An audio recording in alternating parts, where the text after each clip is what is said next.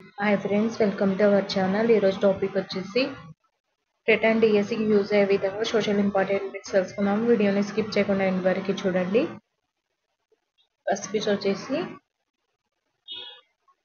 Point వచ్చేసి గ్రీకులు అక్షాంశాలు రేఖాంశాల సహాయంతో పటాలను ఖచ్చితంగా తయారు చేయడానికి ప్రయత్నించారు. వీరు ఒకే సమయంలో మిట్ట మధ్యాహ్నం అయ్యే కొన్ని ప్రాంతాలను గుర్తించడానికి ప్రయత్నించారు. వాటిని కలుపుతూ ఉత్తరం నుంచి దక్షిణానికి గీతలు గీయడం జరిగింది. దీనిని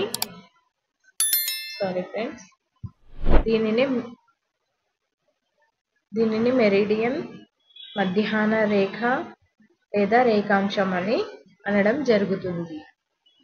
అంటే గ్రీకులు అక్షాంశాలను రేఖాంశాలను ఉపయోగించుకొని ఖచ్చితమైన పటాలు తయారు చేయడానికి ప్రయత్నించారు. వీరు ఏం చేస్తున్నారంటే మిట్ట మధ్యాహ్నం అయ్యే కొన్ని ప్రాంతాలను తీసుకొని గుర్తించడానికి ప్రయత్నించారు. వాటిని కలుపుతూ ఉత్తరం నుంచి దక్షిణానికి అనేది గీయడం జరిగింది. ఈ గీతలు ఏమంటారంటే మెరిడియన్ లేదా మధ్యాహ్న లేదా రేఖాంశం అని అంటారు. నెక్స్ట్ వచ్చేసి మధ్యాహ్న సమయంలో సమాన పొడవు గల నీడలు ఉన్న ప్రదేశాలు కలుపుతూ అక్షాంశాలను గీయడానికి ప్రయత్నించారు. ఈ రెండు రకాల గీతలతో పటం మీద గ్రిడ్లు కూడా గీయడం జరిగింది. అంటే అడ్డంగా ఉంటే అక్షాంశాలు, నిలువుగా ఉన్న రేఖాంశాలు ఉంటాయి కదా, ఇవి చిన్న చిన్న గడులను ఏమంటారంటే గ్రిడ్స్ అని అంటారు. నెక్స్ట్ వచ్చేసి ప్రదేశాలన్నింటినీ ఈ గీతల మీద తూర్పు నుంచి పడమరకు, ఉత్తరం నుంచి దక్షిణానికి గుర్తించారు. ఈ ప్రదేశాలన్నీ ఎట్లా గుర్తించారంటే తూర్పు నుంచి పడమరకు, ఉత్తరం నుంచి దక్షిణానికి గుర్తించడం అనేది జరిగింది. అంటే సమాన నీడలు గల ప్రాంతాలను, అదేవిధంగా మిట్ట మధ్యాహ్నం అయ్యే ప్రాంతాలను ఈ గ్రిడ్ల ద్వారా గుర్తించడం జరిగింది.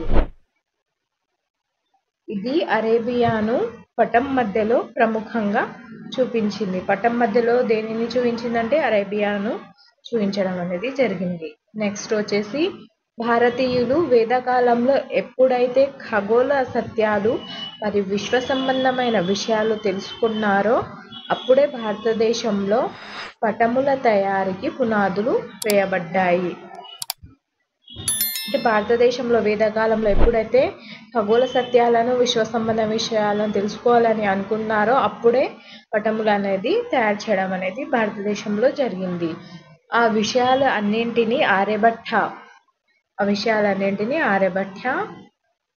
వరాహమిహిరుడు, భాస్కరాచార్యులతో పాటు ఇతరులు తమ గ్రంథాల సిద్ధాంతాల సూత్రాలుగా క్రోడీకరించారు. అంటే వీళ్ళతో పాటు కొందరు గ్రంథాల సిద్ధాంతాల సూత్రాలుగా వాళ్ళు చెప్పుకున్నారు. నెక్స్ట్ వచ్చేసి తమకు తెలిసిన ప్రపంచాన్ని ప్రాచీన భారతీయ పండితులు 7 ద్వీపాలుగా విభజించారు. వారికి తెలిసిన ప్రపంచాన్ని 7 ద్వీపాలుగా భారతీయ పండితులు విభజించడం అనేది జరిగింది. నెక్స్ట్ వచ్చేసి ప్రపంచమంతా నీటిచే ఆవరించబడి ఉందని మహాభారతం తెలిపింది. ప్రపంచమంతా దేనితో ఆవరించిందంట? నీటితో ఆవరించి ఉందని మహాభారతం తెలుపడం జరిగింది. మధ్యయుగ కాలంలో భూభాగ సర్వేను మరియు పటాల తయారీని సమ్మిళితం చేసి శిస్తు వసూలు చేసే పద్ధతికి శ్రీకారం చుట్టిన వ్యక్తి తోడల్మల్. అంటే మధ్యయుగ కాలంలో ఏం చేశారంటే సర్వే చేసి పటాలు తయారు చేసి పన్ను కట్టించుకోవాలని ఎవరు చెప్పారంటే తోడల్మల్ అనేది శ్రీకారం చుట్టడం అనేది జరిగింది. దీనితో పాటుగా శేషాసూరి యొక్క శిస్తు పటాల తయారీ సాంకేతికంగా పరిణతి చెందాయి. నెక్స్ట్ వచ్చేసి టాలెమీ పుస్తకాలు లభించక ముందు యూరప్లో పటాలు తయారు చేసేవాళ్ళు.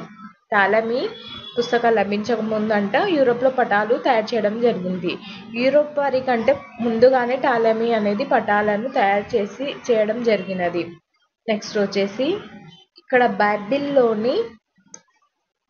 బైబిల్ మత భావనలతో బాగా ప్రచురితమైనది. అంటే బైబిల్లో ఉన్న వారి మతం యొక్క భావనలు ఎక్కువగా ప్రభావితములయ్యారంట.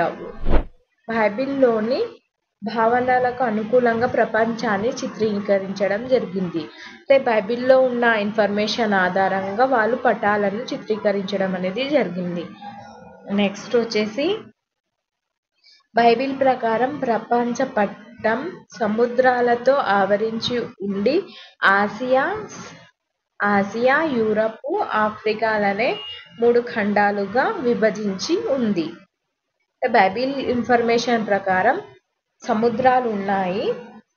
సముద్రాలతో పాటు ఆసియా, యూరప్, ఆఫ్రికా ఈ 3 ఖండాలనే మాత్రమే చూపించడం అనేది జరిగింది బైబిల్ ఇన్ఫర్మేషన్ ప్రకారం. నెక్స్ట్ ఇందులో యేసుక్రీస్తు జన్మస్థలమైన జెరూసలేం ఉన్న ఆసియా ఖండం కంటే పెద్దదని, ముఖ్యమైనదని భావించారు. వీళ్ళు యేసుక్రీస్తు అంటే క్రిస్టియన్స్ బైబిల్ ఏం చెప్తుందంటే యేసుక్రీస్తు జన్మస్థలమైన జెరూసలేమే పెద్దదని ఆసియా ఖండంలో పెద్దదని వాళ్ళు భావించడం జరిగినది. ఒకవేళ వీడియో నచ్చినట్లయితే లైక్ చేయండి, సబ్స్క్రైబ్ చేయండి, మీ ఫ్రెండ్స్ అండ్ ఫ్యామిలీ మెంబర్స్కి షేర్ చేయండి. మరిన్ని వీడియోస్ మన ఛానల్లో ఉన్నాయి, సబ్స్క్రైబ్ చేసుకొని చూడగలరు. Thank you for watching.